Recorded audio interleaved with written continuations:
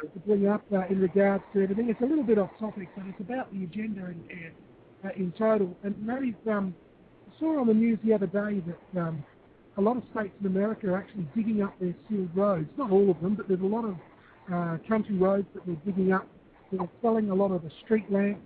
And straight away I thought of Agenda 21 and what's written in there about, giving back to nature and all this sort of thing. I just wondered what if you guys had heard about that and what your thoughts. I think you're talking about the Rewilding Project. Is that right, Wooly? That's correct, yeah. Yeah. Hey, Andrew, do you know much about that? The Rewilding Project and Agenda 21, I am far from an expert on it, but if I may interject right back to what I went to, I don't think they intend, you know what, the Gulf of Mexico and the Corexit, I've said it before and I'll stick by this, it does look like a chemical attack, it does look like depopulation, but I think they are counting on natural events to do the depopulating and their rewilding. But that's, again, my personal view, and I will not claim to be an expert.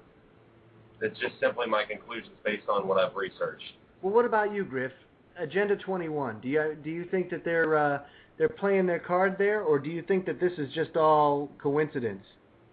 I think they stumbled into something as government agencies do quite often, and now they're taking advantage of it to affect the population, and eventually will drive those people out of the Gulf area. I believe.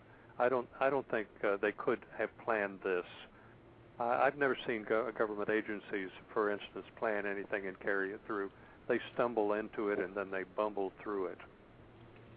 That's what I believe. Yeah, no, you're absolutely right. Folks, we got about 18 minutes to go. The number to call, 914-803-4151. If you have a question or comment for our panel tonight, be more than happy to get you on and speak to any one of them that you can, we'll give you the best answer that we possibly can. Now, as far as this is concerned, guys, I mean, here we are, we're facing all this kind of stuff. For somebody who hasn't prepared yet or hasn't started preparing yet, Dr. Prepper, where do they start? Always start at the beginning. First of all, what do you need to prepare for? If you live along the coast, you've got to consider some things different from me living 100 miles inland at several hundred feet of elevation. I don't have to worry about tsunami unless it's going to take out Canada. I'm pretty safe. So that's not. We don't have hurricanes hit here yet. When Corpus Christi and Houston are getting hit like a son of a gun, we don't even get rain sometimes. Why? Because we live just far enough inland over dry land that things dissipate. The storms dissipate very quickly. I did find out, though, after Griff punched me out, that I live within 1 mile of a fault zone called the Balcones Fault. It's never been active, but the tectonic plates are in position to slide. Thank you very much. I thought I moved to the safest place in the country when I came here. Sorry, but and I moved here from Utah, where I lived on the Wasatch Fault. So anyway, I've done the best I can with what I knew, and now I found out, one, I'm in the red zone from the Gulf outfall, and I live on a fault.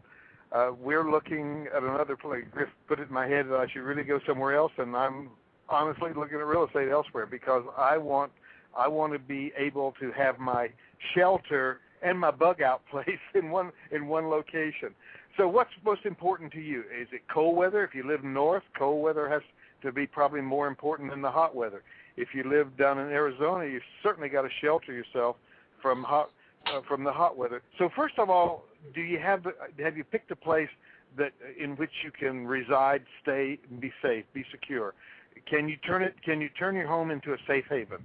Do you live in a place where you can make your home a safe haven? That's the most important question.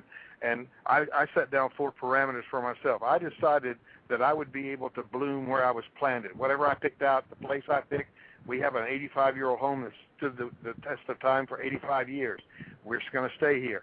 Our home we have a personal convenience store. All the stuff we like to eat is in the house, is in our house. And see, I'm telling everything I know. Our family can camp out. If we don't have any lights, if the electricity goes out, we have water. We don't have to worry about that. I do have a big donkey engine. I can turn up about 27.5 kilowatts of energy and feed half the town. I have it in place, ready to go. I've made my investment in that stuff, and also I've gotten out of debt.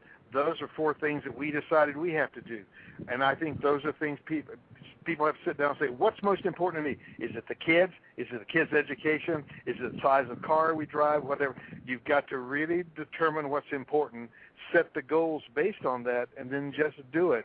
I would say, obviously, if your shelter is good and you have clothing to put on your body and you got a place to poop, you're in pretty good shape. Then you start worrying about the commodities. Water. How can you store water? A lot of it.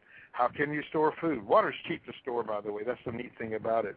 And you can have water stored simply by putting a number of barrels in your garage and cycling the water through before it goes into your house, and you'll always have fresh water, barrels of fresh water. You can do that. You can go down to a box store and buy all the parts and pieces for a couple of $100 to store up 1,000 gallons of water. So then you get your water squared away if that's important to you. How about food, medication, all the other kinds of things that you need? What do you like to eat? Start storing what you eat what you store. There's a third part to that. Everybody says that. I brought that up some 36 years ago in my first book. Store what you eat what you store. Use it or lose it is the third part of that. If you don't know how to use it, if you don't have the education, experience, and knowledge to utilize it, it's going to be wasted. It's going to go bad sitting on the shelf. So you want to learn how to store what you eat. Just learn to write down what it is, get a picture of it, know what it is, start buying now.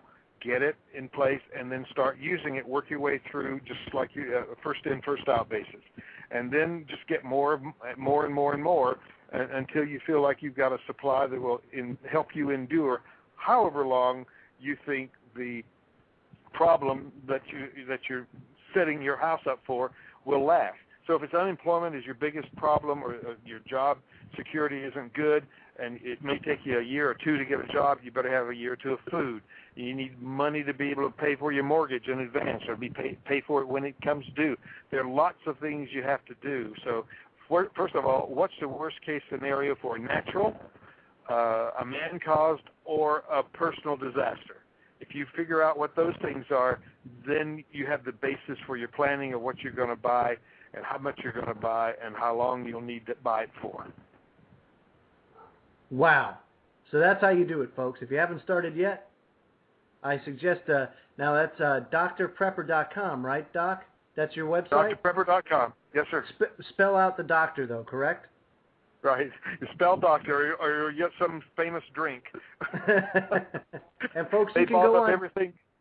Yeah, go ahead. You could go on Dr. Prepper's website, and he has available under the freebies tab some of his book. Now, I have a copy of his book, and I can tell you it is the most thorough preparation handbook I have ever seen. It's not really a handbook; it's more of like a it's a handbook. Yes, it's like 2 handbooks. Definitely, you need 2 hands for this book. But if anybody wants a good insight on how to prepare and has absolutely no idea or wants to do it better, I thought I knew nothing. And that's what it all comes down to, is that he's put a lot of time and effort into it, over 30 years, right, Doc? It's been out 36 years. It's the best-selling book ever in the genre. Yeah, we've been lucky. We really have. So by all means, if you guys need some information, it's drprepper.com. Just a reminder, folks, remember this Thursday we will no longer be doing shows on Freedomlink Radio. We're going to be doing shows as Freedomlink Radio, but on the Intel Hub radio network.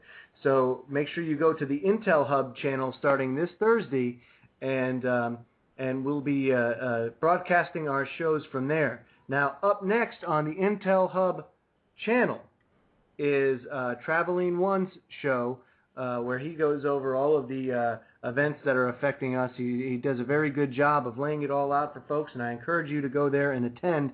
That's at 10 o'clock Eastern tonight on the Intel Hub channel on Blog Talk Radio. But we got about 10 minutes left, so I want to get some closing remarks as far as where you guys feel this is going. So kind of keep it down to like 2 minutes